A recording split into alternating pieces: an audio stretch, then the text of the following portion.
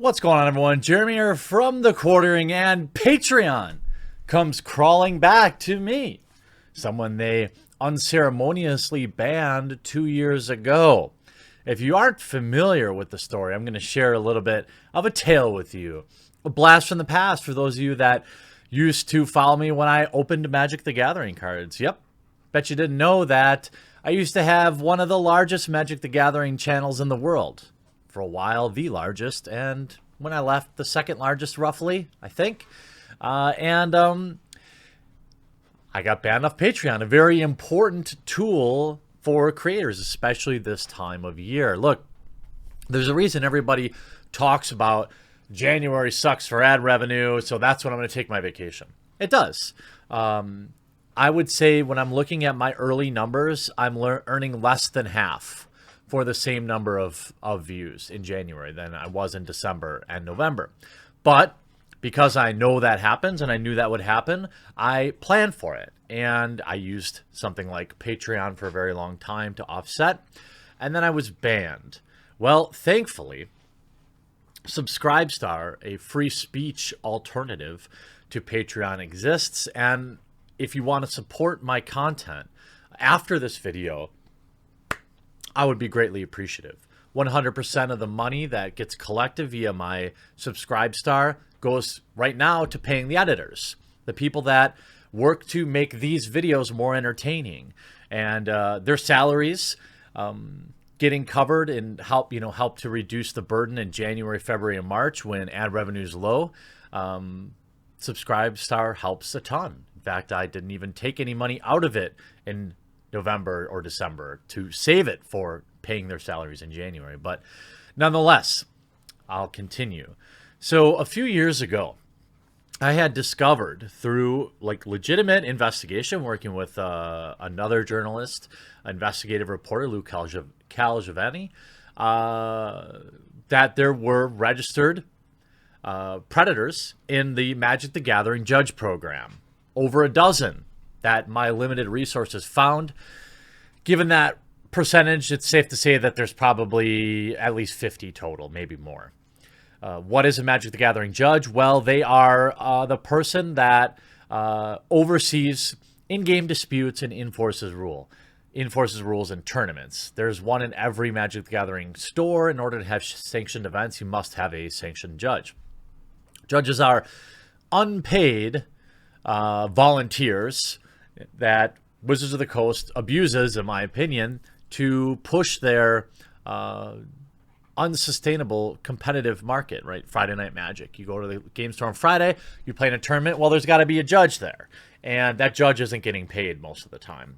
At least they're not getting paid by Wizards of the Coast, even though they are a vital part of their competitive play. In fact, they're being sued. They've been sued several times over this. So that's neither here nor there. I was younger, and in my zeal, I definitely painted with too broad of a brush. There are thousands of Magic the Gathering judges worldwide, and this was a small amount of them. Although I exposed that there was no screening process. And through my work and many of your work, spreading the message, we actually forced Hasbro, the parent company of Wizards of the Coast, to enforce background checks.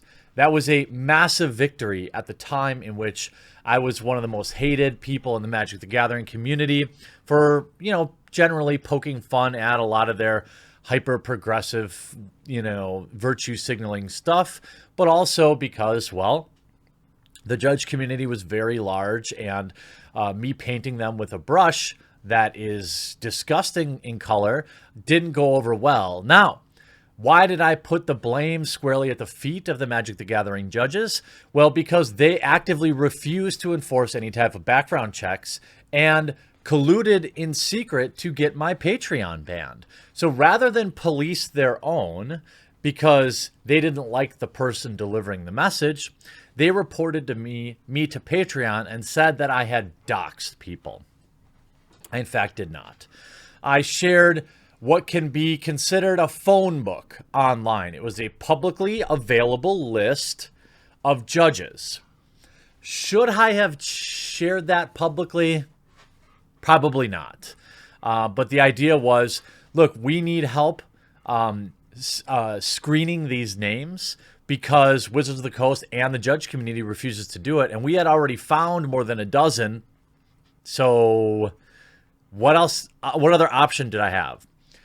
Do I regret it? No, because ultimately it led to safer conditions for kids in the Magic the Gathering community. Remember, these are adults in positions of power, oftentimes, around late night in a game store. You get the idea. So Patreon, so they brigade Patreon and report me for doxing. Patreon bans me and says it's because of doxing. No notice, no warning, no appeal process at all. I was unable to prove to them. I said, look, this list is publicly available on this website. Here it is. They said, no, we don't care. You're banned. Now, I am convinced that it's because of many of the political takes that I had online. Patreon had wanted to get rid of me for a very long time. This only gave them, the final straw. Just like, for example, with Sargon, who had, thousands of patrons, I believe, at the time when they terminated him. Onision, granted, he did dox somebody officially. And there are many other, for example, large-scale bannings on Patreon of people who identify themselves as conservative. News people, Lauren Southern was banned. There's a long list of it. And eventually you had Sam Harris and Jordan B. Peterson bailing on their platform. And when this happened, many people left. There was a mass exodus of users to other options. Some people set up their own mug club type thing or their own accounts. I have Subscribestar. I know Sargon uses Subscribestar too. The only drawback for Subscribestar over Patreon, if you're wondering, is you can't use PayPal to submit, but you can still back people using your credit card, or you can back with your bank account, or you can back with crypto and all sorts of stuff like that, I believe. So, and by the way, I've been using it for over a year and it works perfectly fine. I know there are other alternatives out there, but this isn't really about shilling for Subscribestar, but I am a user and it's important to me, and my supporters use it.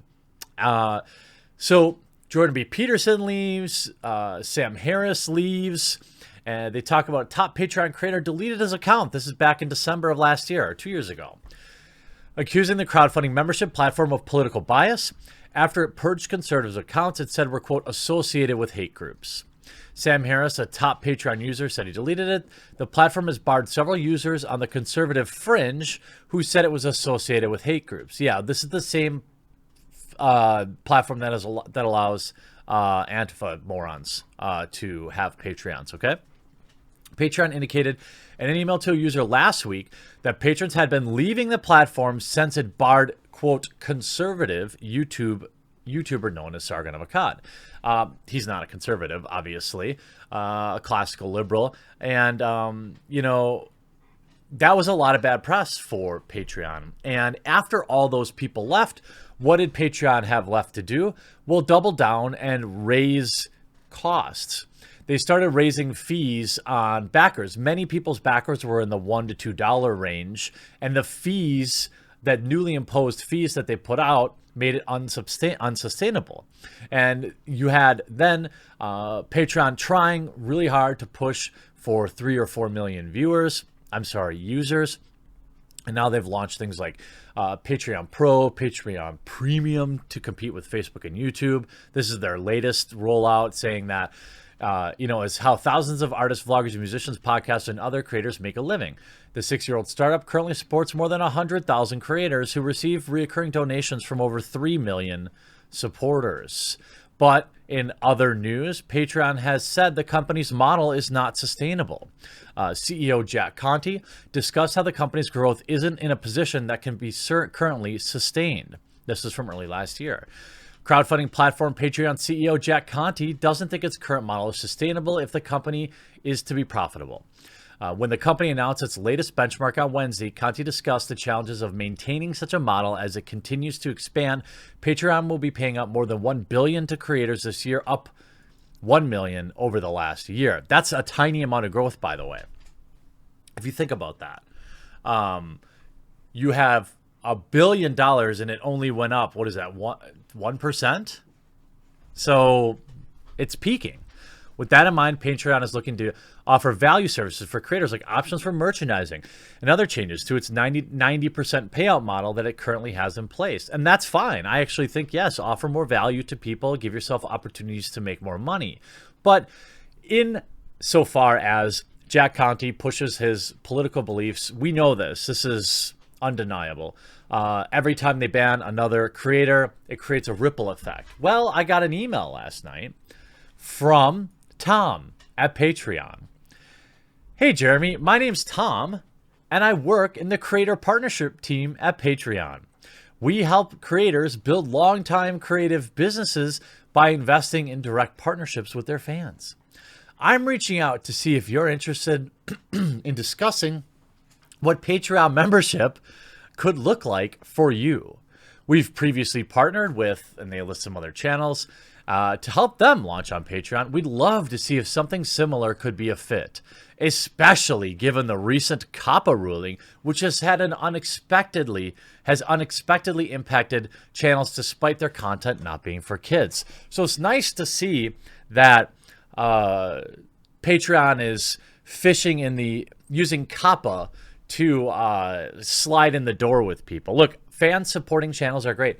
You know, YouTube has this great little thing called memberships. If you're watching a video, there's usually a join button there.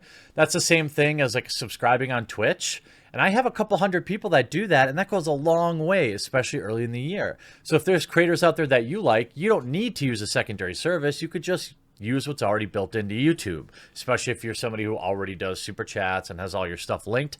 It's very easy to sign up. But it's pretty funny that Patreon emailed me asking me to sign up with them. Of course, I replied back with a version of a scrotal sack.